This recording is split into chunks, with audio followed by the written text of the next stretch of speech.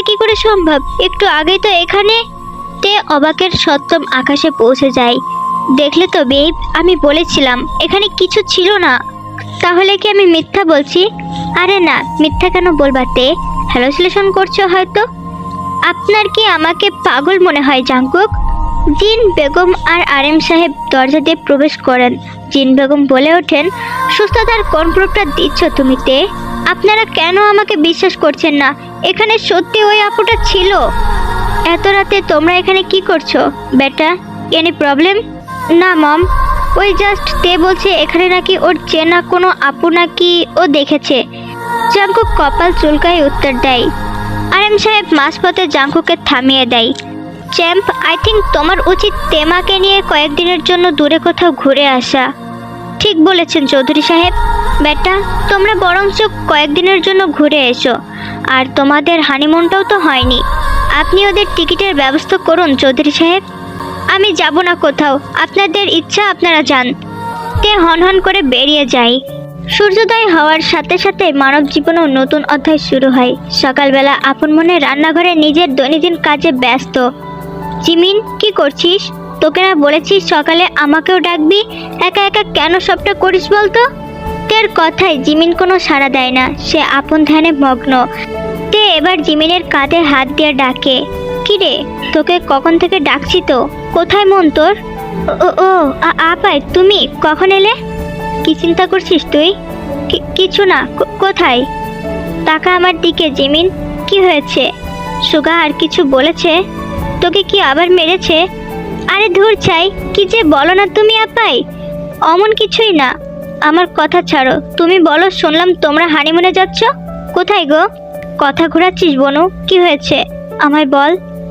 আপাই, উনি কালকে আবার বলেছেন যে আমি নাকি কোনো পাপের ফল পাচ্ছি। আমি কিছুতেই মনে করতে পারছি না যে কি এমন করেছি। কালকে আরেকটা ঘটনা ঘটেছে, জানিস তো? কি ঘটনা? চিলেকোঠার ঘরে আমি একজন মহিলাকে দেখেছি।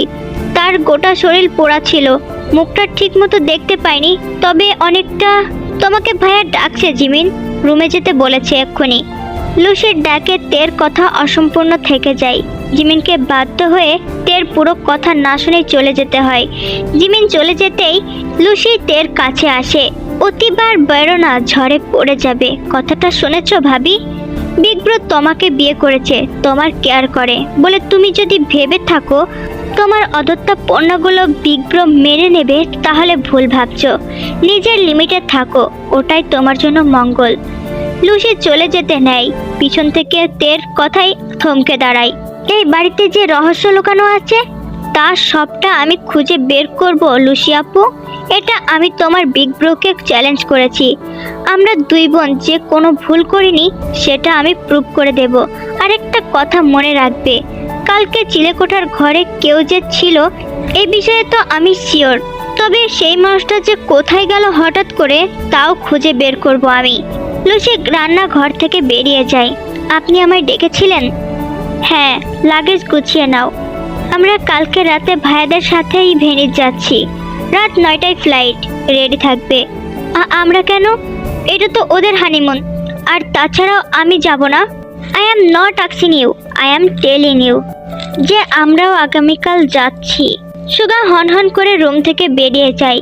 তার যাওয়ার পানে তাকিয়ে থাকে জিমিন। কোনোদিনই কি আমি একটা সুস্থ জীবন পাবো না?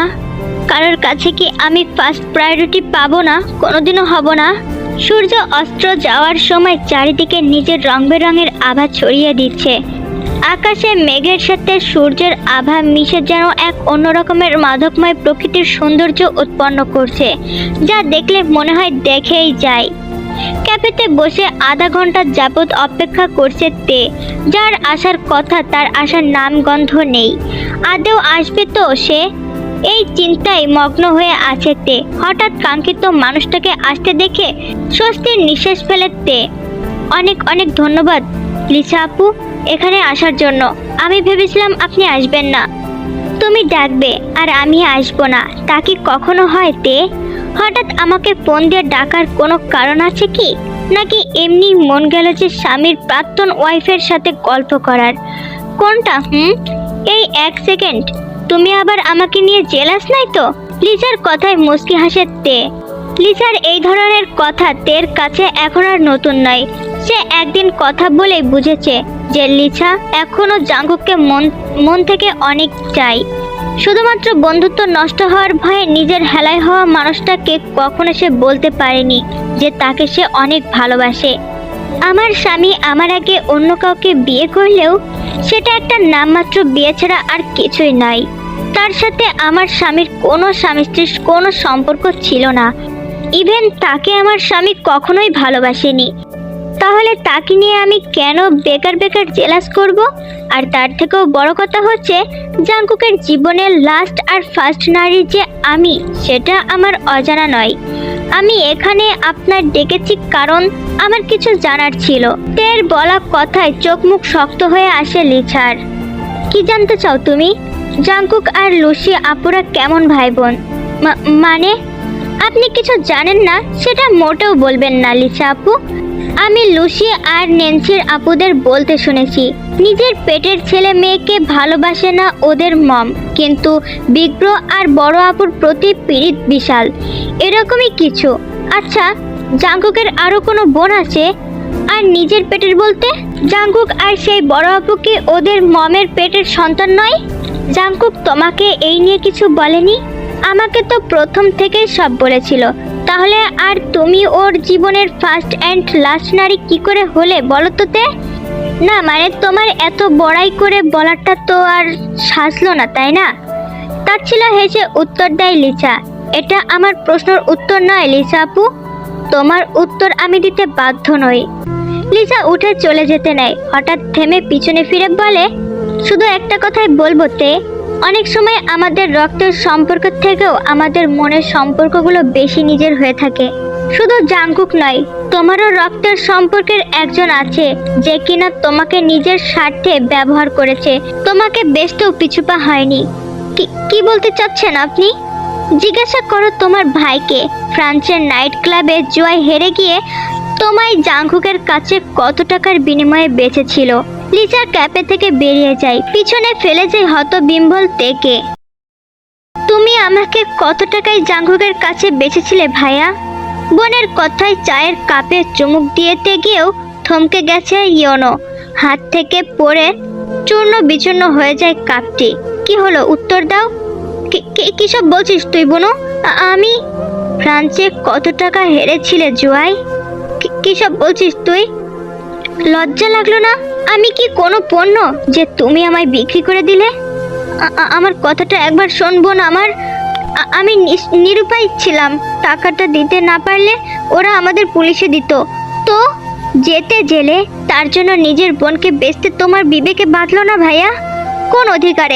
কোন অধিকারে তুমি আমার সাথে অমন করলে?